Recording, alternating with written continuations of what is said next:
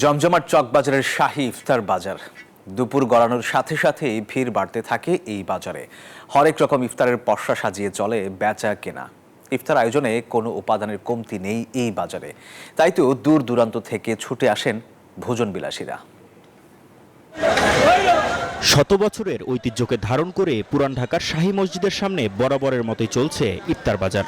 বিক্রেতাদের হাক ডাকে মুখর এ বাজার। শুধু ইফতার বাজার নয়, এ যেন জনমানুষের মিলন মেলা।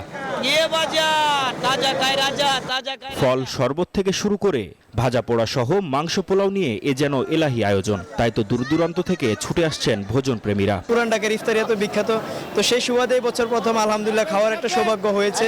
মান দামলে একটু বেশি মনে হয়, একটু কম হলে ভালো হতো। মানটা কেমন জানি না, কখনো খাই নাই। আর দাম মানে অভিজ্ঞতা নাই আমার। খাবারের মান ও দাম নিয়ে মতভেদ থাকলেও রমরমা চলছে মৌসুমী ব্যবসায়ীদের কেনাবেচা।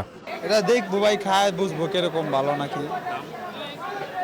দাম খাসির লেগ পিস নিচ্ছে 800 টাকা, শিক্ষিত খাসি পায়রা বলে। এটা হলো শিক্ষিত গরুর আচারি, আর এটা হচ্ছে চিকেন তাওয়াই আচার। জীবনের সব আয়োজন এখানে একসাথে।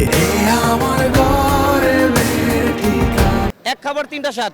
আমি এবং আমার ওয়াইফ বাসা তৈরি করে নিয়ে আসি, বিক্রি করি। 35 বছর আগের দোকান, ঠিক আছে, আমার বাবা করছে আর আমরা দুই ভাই করতেছি।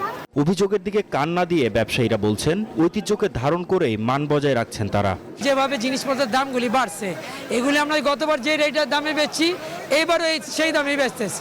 বাপ দাদারা করছে, এক ঐতিহ্য আমরা ধরে রাখতে জীবনও পারব না। আমাদের এখানে কোনো বাসি নেই, আমাদের কম আনি কম সেল করি। চকবাজারের এই শাহী ইফতার বাজার পুরান ঢাকার সংস্কৃতিকে ধারণ করে বলেই যে কোনো পরিবর্তনেও প্রাচীন ঐতিহ্যকে ধরে রাখবে এই বাজার, এমনটাই প্রত্যাশা স্থানীয়দের।